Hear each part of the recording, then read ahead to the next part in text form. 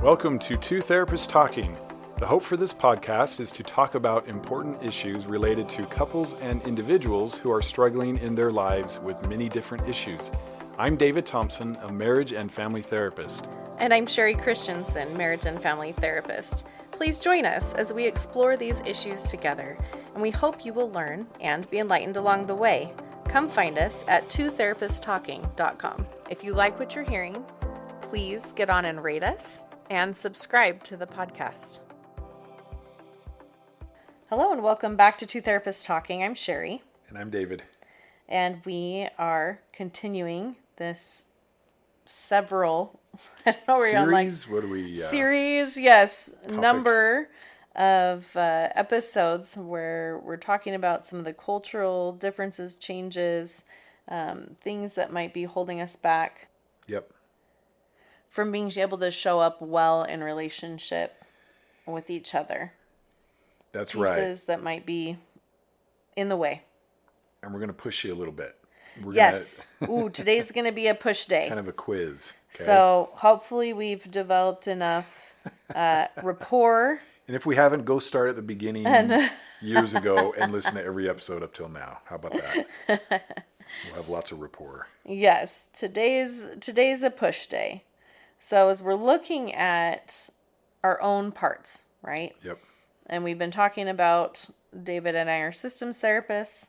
This is what we do. We look at how all the parts contribute to the whole. So what is my part, not what is my partner's part, right? Easier to spot their yes. parts that are out of alignment, but this will be more for you. Yes. So we have a couple of questions that we want to ask and have you consider for yourself both how you think that you're doing on this, and you may also get additional information and feedback around how you think, if you were going to be totally honest, how you think your partner might answer that question about you.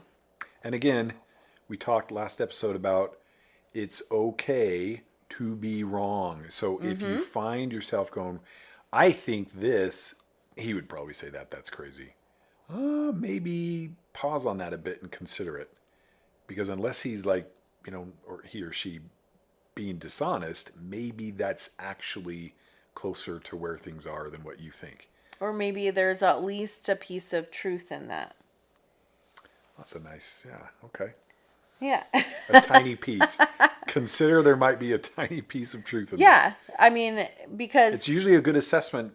Yeah. Definitely. It's great to say, okay, this is where I'm saying I am at. This is where they're saying I'm at. So if there's a wide discrepancy there, you could be anywhere along that line, right? Yep. So if we can at least open ourselves up to the possibility that there might be a piece of that that's valid, then we've got somewhere to go. Yep.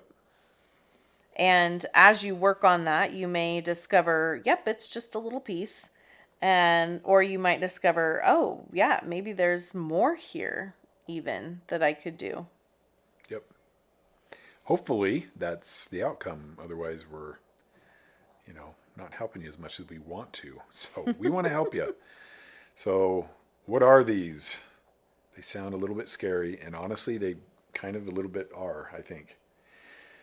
It's a vulnerable spot, for sure. Yep. So this is an honest question to yourself, and in no particular order. Do you apologize? And is it sincere and genuine? And how often? What I hear a lot is, they don't from a partner. Now, again, is that absolutely true? I don't know. But probably isn't very often if they're being honest, because they would probably say, it happens if it were often. So do you apologize? Which is really just a great big fat, I was wrong, which goes back, maybe That's the title of the episode, is It's Okay to Be Wrong. Yeah. Can I be wrong? That's a big one. And part of that is, do you apologize as in, I was wrong, I shouldn't have treated you that way? Or is it a, hey, I'm sorry you feel that Right. way? Yep. Or is it a, hey, I'm sorry, but these are all the reasons I was doing that, Right. right? Which you see, right, isn't the same. Yes, that's not the same. Those last two aren't really apologies Right. and So ways don't of count making those. amends. Yep. So that first, I was wrong, and I think sometimes people do. I want to make a little caveat for. I do think sometimes people will explain where they were at, that they showed up that way poorly, which I don't think is necessarily wrong as long as it's not, but this is why I did that and Right. that made it okay. Right. But, if you're like, man, I, snapped at you. I did this morning. I had a bunch of things going on, a bunch of things that were going wrong, a bunch of people that didn't do what they were committing to do. A lot of people showing up late, and then at the last minute, after I was already supposed to be at work now, so I'm now running late trying to clean up after these people that are not showing up when they're supposed to be. Then my daughter said, "Oh, hey, by the way, Mom, I need this thing right now in Of order to be course. able to get Yep. to work," right? And I snapped at her. I was really firm. I didn't yell, but I was very firm, like, "Hey, this isn't okay. Like, you had all morning to tell me about this, 4 hours. You had all afternoon and evening last night to tell me about this, and you're bringing it up right now." And that wasn't okay. Right. And she got emotional and was struggling, and I had to stop. And I am really sorry. I'm snapping at you about this, and that's not okay. Like, yes, we want to work on this. Yes, like there's a few things that we can talk about, ways that you can make sure that that doesn't happen in the future, because that is your responsibility to be in charge of that thing. Right. And but this is like, this is on me. Like, I should not have approached it this way. And I'm upset about all these other things that are happening, but I took it out on you, and that wasn't okay. So, yes, like some explanation or some like clarification, but 100% that was on me, and I should not have talked to you in that tone. And I'm really sorry. So, I think there can be some explanation, some understanding or whatever that you're sharing, but as long as it's still, that's 100% on me, and I should not have shown up that way. I was just thinking I would not have apologized for that. But it's a great point. Definitely. That's good. Yeah. So I think as we're looking at these things, do I apologize? Mm-hmm. Making sure, like, am I apologizing and really owning that part? Yeah. Right. Right. Not apologizing to make them feel better to move into what you want. Yeah. Like, I'm sorry And not that. apologizing Yeah. because you're like, oh, apologize that you feel that way or that you're having a problem, or Sorry, not sorry. yeah, or apologizing, I'm sorry, but you Yeah. really did all this stuff, and so therefore, like, it's okay for me to have done blah blah blah blah blah. Yep. So honest Honest answer. apologies. Good apologies. Honest answer. And Do how you? often? How often? Yep. That's a big one. Do you consider, hey, what was my part in this, right? Right. Like, and that what I apologized for, my part was I snapped pretty strongly at her. But that's not what I was upset. I was upset with all of the things, Yeah. but she got all of it. Instead of me being able to regulate myself and come from self and go, hey, you know what? You need to not be telling me at this point, and let's work through what needs to happen. And even if there's a consequence or whatever, that needs to have occurred, I can show up in a regulated way. Yep. And if I didn't, even if maybe it was all her, if I'm not showing up regulated in a conversation and being able to communicate, I can still apologize because I didn't show up regulated. Right. Which is, your responsibility. Yeah. So, number one, number one. apologize. Do you apologize? How often? Okay. Number two. Oh, this is a tough one. Can you receive feedback and input? Mm-hmm. This is a big one, which is kind of, when you think about it, another way of being wrong. Yeah. If you're receiving feedback and input and it feels like you're wrong, you will not be receiving feedback and input. So the question to ask yourself is, can I receive feedback and input in a good way? Not immediately argue, not immediately Not say defensive. you're wrong, no defensiveness. But even if the person is wrong, like, I wish you would do this thing, and you're thinking, I do it a lot, I'm pretty sure. Still just being able to receive it without needing to push back at the concept of maybe I'm doing something. Yeah. Not having it be an attack. Not having it be an attack. Right. Not having it feel like I'm now a horrible person, Right. my value, my worth, whatever, Right. is Yep. not attached to that. That it's okay. Like, oh, like you're saying, like, oh, I totally have been thinking I was doing that actually a lot. So Right. can you help me understand the perspective on where you're coming from with that? So it's a big one. I think these are all variations of a theme. You'll see. Yeah. So if you can receive feedback and input, that's a big one. Number three, I think we have four here. So number three, empathy. Can you have empathy? Now, at this point, if you are any kind of listener at all whatsoever, Yeah. If you've listened to anything on of our podcast, we podcast. probably mention empathy every episode, and we have episodes just for it. But can you have empathy to the point that the other person would say, yes, I feel heard and understood? So like true empathy, real empathy, not what you think is empathy. And you're saying, well, I understand. Now let's shift to what I want to talk about and what I want to say. No, like Yeah. real empathy where it's their feeling heard and understood. And it's easy for you to do, right? You see how this is, again, kind of a variation on the theme of, it's kind of like I'm wrong to have empathy.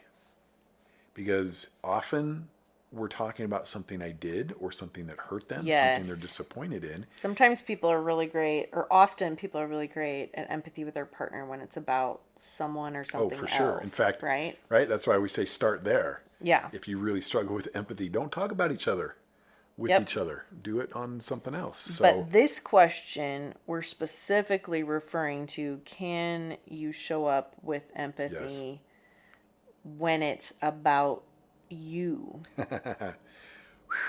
okay. Do they feel heard and understood when they're bringing up something about you?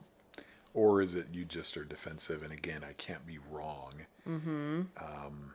So this is all a variation on a theme. You can tell, I know.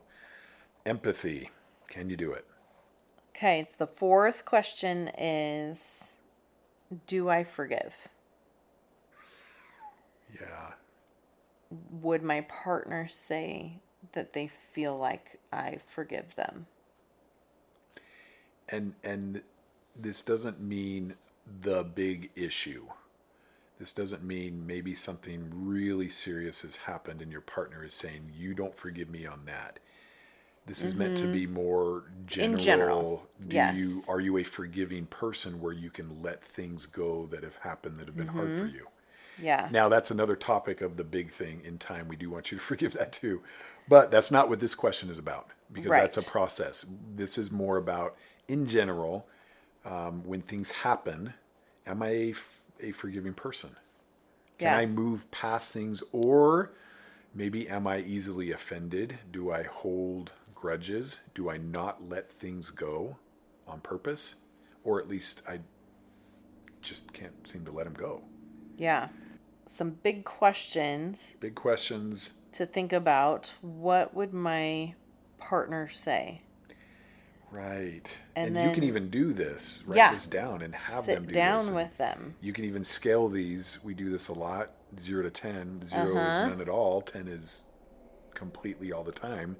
And apologize, receive feedback or input, have empathy, and forgive. And 0 to 10, how do I feel I'm doing? And ask my partner, they're not going to get in trouble, whatever they answer, how they would answer I'm doing, because that may surprise you. Yeah. And looking at those differences and then seeing, okay, well, maybe it's somewhere in the middle of that. Maybe they have a little bit more insight than I'm realizing. And then consider when we look at, okay, I can't be right. If you feel like, oh, I'm noticing that I can't be wrong, like it's Right. really, that feels scary to be wrong. Right. If you have that, maybe you just have it a little bit, or maybe you have it really, really strongly. Why is that? There's Because little did you know what we're actually doing is a quiz on how much fear is in your life. All of these indicate with relationships, yeah. fear. And this is a really specific, this is a specific protector. Like, I can't be wrong because, like, what is the fear? And there are a couple of those. For some people, if I'm wrong, it means that, and again, I don't even want to say like for some people, because it could be for some people. Some people have this, but And you may sometimes, have sometimes, right? Yes, you may have a lot of these in various yeah, situations, right? But I think a lot of people have a fear that if I'm wrong, that means that that I'm now responsible for the entire argument right, or the entire situation, right? Like in the circumstance I just described, it could feel like if I had that in that situation, I was, oh, I'm not wrong about that because I deserve to be really angry and upset because she didn't show up and didn't do that thing right. And if I don't get mad at her and really angry, and I don't just dump all over her with that, then that would mean that she doesn't have any responsibility in this situation. So that it might be a space where you're afraid that either you or the other person will make you responsible for all of it if you take responsibility for a part of it, right. for the part of it that's yours. Yep. Sometimes if I'm wrong, that means what? It can mean also if I feel like I can't be wrong because that would mean I'm a bad person. I'm a bad person, definitely. I'm broken. I'm flawed. I'm inadequate. Ooh, I'm I a like that, fraud. inadequate. I'm an imposter. I'm nothing. I mean, ultimately, I'm I'm nothing. not enough. Yeah. And some of these are going to resonate with you for sure because they resonate with me. I think they resonate with everybody. And the question we want you to consider is just how much is this fear involved in your life, running your life, informing your decisions, your perspectives, your interpretation, your meaning of events, unknowingly, probably. And you might say, well, how can I tell? Take this quiz, start this episode over. That's Right. a good indication of how much fear is present.